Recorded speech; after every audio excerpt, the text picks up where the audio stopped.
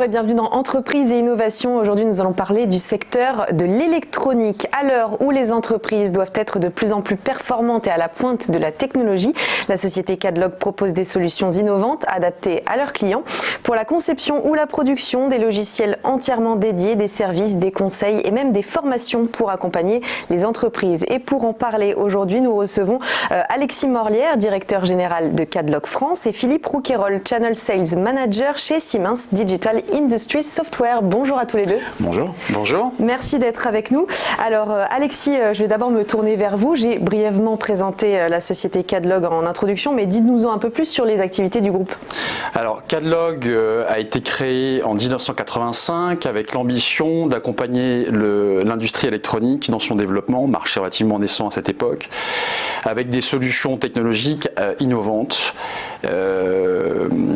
On a commencé par un portfolio de solutions assez restreint qui était la CAO électronique, donc pour faire la conception. Et puis on s'est relativement étendu les années faisant, en termes de solutions technologiques bien sûr, en allant jusqu'à des solutions maintenant en termes de fabrication, mais aussi en termes d'implantation. Donc aujourd'hui on est présent en France, en Italie, en Espagne, en Allemagne. On est un groupe d'environ 12 millions d'euros, 12 millions de personnes, ça ferait beaucoup.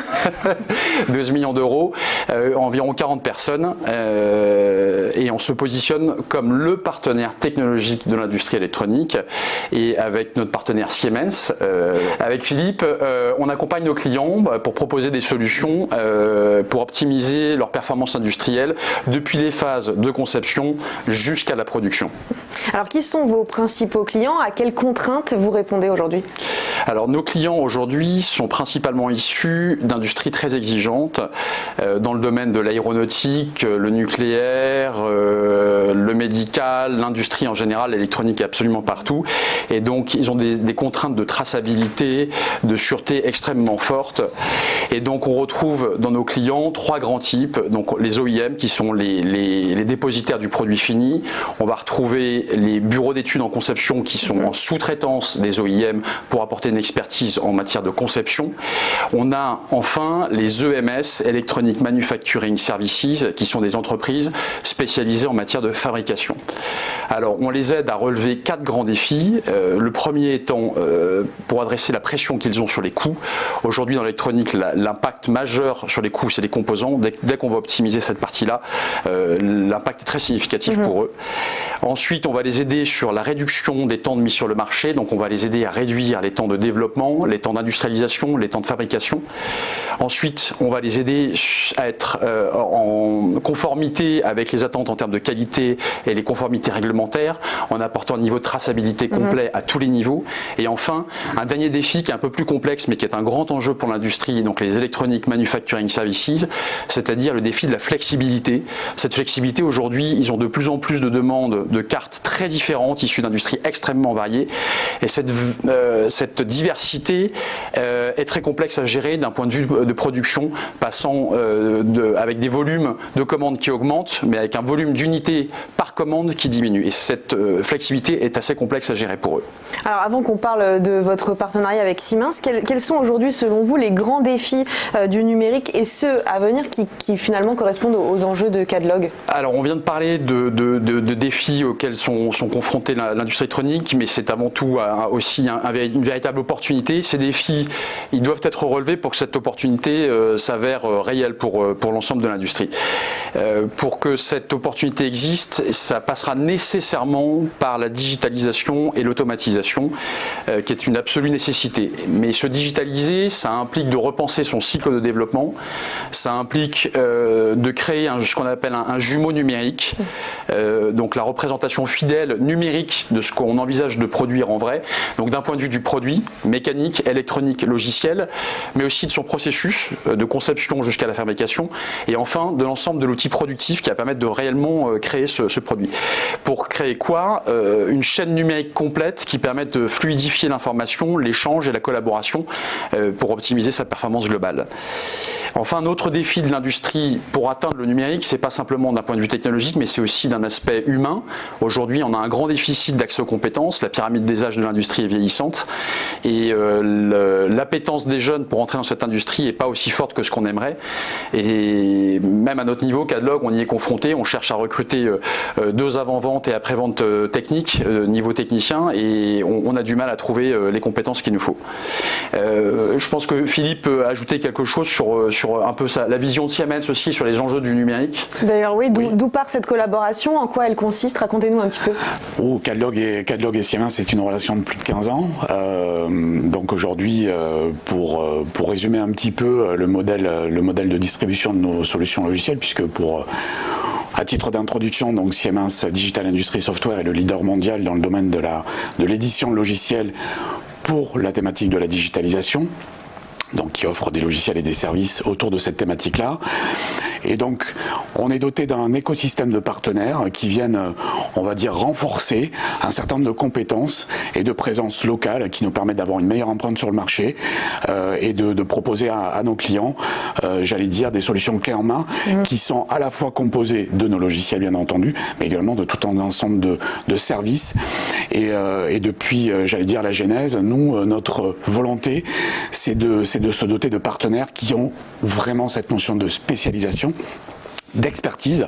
On le voit avec la société Cadlog dans un marché qui est très spécifique, avec des exigences qui sont très élevées. Donc cette approche-là est une approche qu'on met énormément en avant et la relation qu'on entretient avec Cadlog depuis une quinzaine d'années se concrétise là, récemment par, je dirais, la labellisation de Cadlog au niveau du partenariat Gold, qui est une reconnaissance tant en France qu'en Europe. Donc on est très, j'allais dire, on se réjouit de cette labellisation et également du développement qu'on a communément sur ce marché-là. Comment vous faites pour vous adapter aux innovations qui sont de plus en plus nombreuses, chaque semaine, chaque mois, chaque année? Est-ce que vous allez voir ce qui se fait ailleurs? Comment ça se passe? Alors, Cadlog n'est pas un industriel en tant que tel et on n'a pas de produits à développer, donc on n'a pas nécessité d'innover nous-mêmes. En revanche, Siemens développe des logiciels qui doivent être innovants et donc Cadlog en tant que partenaire implanté en Europe, on a cette perception des différents marchés, différentes maturités et tendances et on va dans nos collaborations régulières, hebdomadaires avec Siemens, remonter les besoins du marché, donner des tendances et des attentes des clients pour innover. Ensuite, Cadlog, à notre niveau, on cherche bien sûr à innover dans notre façon, je dirais, d'appréhender la relation avec nos clients. Aujourd'hui, on parle d'expérience utilisateur. Cette expérience utilisateur, elle commence par la relation humaine. Et donc, dans notre façon d'appréhender notre relation avec nos clients, on cherche à se remettre en question régulièrement. Ça passe par un état d'esprit, bien sûr, mais ça passe par des outils aussi de gestion interne pour mieux collaborer entre les différents pays, pour bénéficier effectivement des meilleures pratiques, je dirais, de relations qu'on peut voir dans les différents pays. Bref, on cherche, nous aussi, à notre niveau, à être innovant dans notre relation avec nos clients. Vous avez récemment participé au Forum de l'électronique à Grenoble. Que vous apporte ce type d'événement ? Alors d'une manière générale, pas spécifiquement que le Forum de l'électronique à Grenoble, d'une manière générale, quand on participe à un salon, notre objectif principal, c'est de nous exposer au marché. Alors, exposer au marché, ça veut dire qu'on cherche à le sentir, être en confrontation avec nos clients, nos prospects, nos compétiteurs, des acteurs connexes à l'industrie pour sentir les tendances et permettre de l'influencer et de mieux nous positionner. Ensuite, bien sûr, c'est un outil de développement commercial où on va chercher à acquérir de nouveaux clients. On s'appuie notamment avec Siemens, je dirais, dans une collaboration autour du marketing. Je te laisse peut-être reprendre un peu la main là-dessus. Oui, tout à fait. Alors, autour de ce partenariat, nous, Siemens, investissons énormément et contribuons à des fonds de co-marketing qui permettent à nos partenaires de participer, d'avoir cette présence au niveau local sur différents événements. Ça peut être des salons, mais ça peut être tout type d'événements, des petits déjeuners où on rencontre un certain nombre de personnes autour de thématiques données. Donc, c'est je dirais, dans le partenariat, c'est vraiment l'exigence qu'on a aussi nous au niveau Siemens, où le partenaire est vu en tant que tel comme quelqu'un qui doit adresser la totalité de ce que nous faisons nous en tant qu'éditeur, c'est-à-dire toute la phase, on va dire amont, qui est la prise de contact avec les clients, puis après effectivement la démonstration de la solution et de sa valeur, la vente bien entendu, mais aussi le support, l'accompagnement, la formation et tout ce type d'exigence qui est nécessaire dans la mise en place d'une solution digitale chez les clients. Donc oui, bien entendu, entendu, la partie marketing est importante. Elle permet de toucher de nouveaux clients, voire de donner de l'information aux clients existants sur tout ce qui se fait de nouveau dans ce monde-là. Et on a vraiment une approche, effectivement, investissement commun autour de ce type d'événement. Donc c'est très important, à la fois pour Cadlog et pour Siemens, d'avoir cette empreinte et cette présence sur des événements comme celui-ci. Il nous reste quelques secondes. Je vais terminer par vos objectifs pour cette année 2020. Alors nos objectifs, c'est d'accélérer la transition digitale, je dirais particulièrement en France. On a des ambitions extrêmement fortes, Siemens et Cadlog, pour ce développement, accompagner les EMS principalement, donc les gens qui fabriquent, à embrasser davantage cette transition numérique et à accélérer, je dirais, leur chemin vers l'industrie 4.0. Merci beaucoup à tous les deux d'avoir été avec nous. Alexis Morlière, directeur général de Cadlog France, et Philippe Rouquayrol, Channel Sales Manager chez Siemens Digital Industries Software. Merci beaucoup d'avoir été avec nous et à très vite. Merci.